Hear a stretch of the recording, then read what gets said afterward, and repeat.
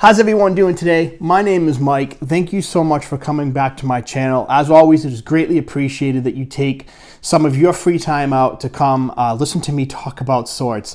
I know how time is precious, so I don't want to waste a lot of it here for you guys today. This is going to be a short video. It's not an extensive review of this sword. That will be coming up as soon as I can get to it. But I just picked this sword up yesterday, and I am super excited about it because it is a sword from Angus trim. Now, it's not an Angus trim design sword that's made by a different company. This is from the maker himself. So he designed it and made it. And you can buy swords from Angus. He's a master swordsmith. I believe he's a machinist by trade, but he developed a love and a passion for making swords. And, you know, I don't really have to go on too much about the guy. He's very well known in the sword community.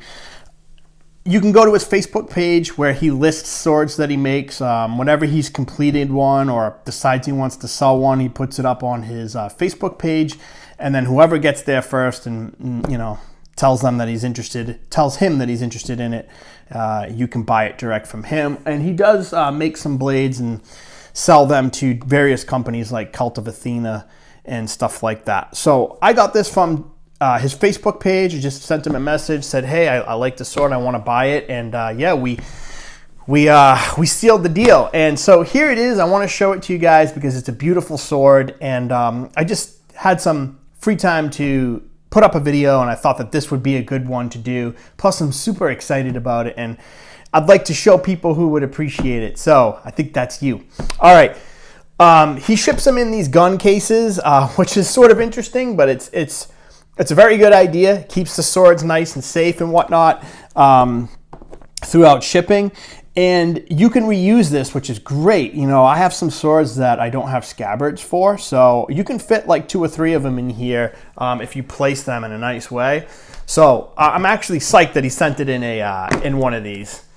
At first I was like, oh man, people are gonna think I'm crazy. I'm buying guns through the mail and stuff, but you know, it makes a whole lot of sense to ship in one of these. I actually might buy a couple of these to store stuff in. So here it is, guys. This is a, oh my God, this sword's beautiful. It's sharp, so I gotta be, oh my God, that hurts. I gotta be careful here. All right, I should have a rag or something or some gloves, but I just, whatever. So this is a Type 12A medieval longsword, and as Angus classifies it as a 12A 19, and 19 being his way of keeping track of, or at least indicating what version of the 12A this is, because he's been making swords for a long time, so he's done a bunch of different 12As. So this is not number 19, but version 19. I don't know exactly what that means in terms of the design, because this is the only one that I have ever owned or even handled, but I'm sure it means something. Anyway, this is an absolutely beautiful sword, guys. Yes, I already opened it. Of course, I ripped it open the day I got it, which was yesterday, and swung it around, and I cannot wait to take this thing out and cut with it. It is absolutely beautiful. Now, it's done in a manner that is actually quite unique as well, and it's not something that I'm typically drawn to, but I'm not sure why I was drawn to this particular one, because he did have some others for sale, but this one just really impressed me, and I was just psyched. So what we have here is a sort of a dark red cord wrap leather grip. The pommel is a wheel pommel. Oh man, this thing is sharp. The pommel is a wheel pommel that he did in sort of like a bronzed finish. I don't think it's actual bronze. I'm gonna have to look into that. I don't know if it's just steel that's been bronzed for a finish. And then, you know, it is, of course, a two-handed sword. However, you can swing it with one hand. I've been swinging it with one hand to test it out, and it's fine. The guard is a very nice, simple cross guard. Some people critique Angus's swords for being simplistic, aesthetically speaking. I love it. You know, it's just sort of a subjective thing, but I love this very simple, cool, upswept crossguard, and it's beautiful in my opinion. Yeah, it is simple, but it's classic, or I should say it's historically accurate for sure. It's just, I like it. And the crossguard itself has been blued. I probably should have thought out a better way to film this. It's been blued, which is typically, again, it's not something that I go for. I prefer like an all satin finish, very simple satin finish on all my sword fittings. But I don't know what drew me to it. It's just really interesting that you have this blued crossguard and this bronzed pommel. I'm going to have to look and see if this is actual bronze, because that would actually be really cool. And then you have, of course, the classic Type 12A medieval longsword blade, which is characterized by this large central fuller, which runs more than 3/4 of the blade up to the this last portion of the blade here, which is a flat lenticular cross section up in this portion here. So no central ridge, just a nice, very flat lenticular design for up at towards the tip. And it is very, very sharp. I can tell you that right now. That hurts.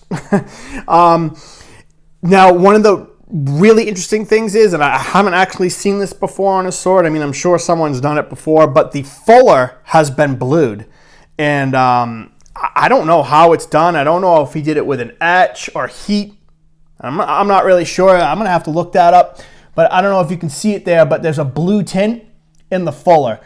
And that, like I said, it's not something typically I would be drawn to. I like kind of like basic stuff, but that feature is just so damn cool. I don't know. I had to hop on it. So yeah, I'm psyched. This is such a cool sword, guys. This is a high-end sword.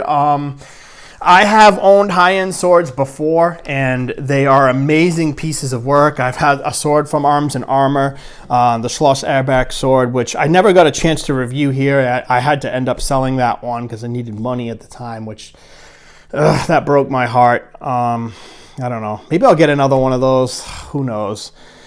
But I've had sword from Lance Connect Emporium. I had the Falke, it's another one that I owned for a while that I had to sell. So I've had high-end swords, and they're always just beautiful. And you kind of get what you pay for. And we'll talk more about price and stuff in the review video. But I just wanted to get this up to show you guys that this is a sword that you can look forward to me reviewing coming up. And I love it. This makes me want to own more Angus trim swords. I don't really want to get too much into the handling and stuff of this piece because, like I said, that will be in the review. But I can tell you right now that this thing handles like a dream. And I don't want to get into it too much. Anyway, thank you so much for coming by here, guys, as always. And please leave a like, subscribe. Let me know if you own some Angus trim swords. Put it down in the description below. Yeah, and let me know what you think about this beautiful masterpiece made by one of the sword masters himself. All right, stay tuned, guys. I'm going to have some reviews coming up. I'm working, just finishing one right now. I do a little bit more editing now than I used to, so it takes me a little bit longer. I'm not really good at it. I don't do anything special. It just takes me a long time. It takes me a long time. All right, thank you so much, guys. Till next time, stay safe, and I will talk to you soon. Bye.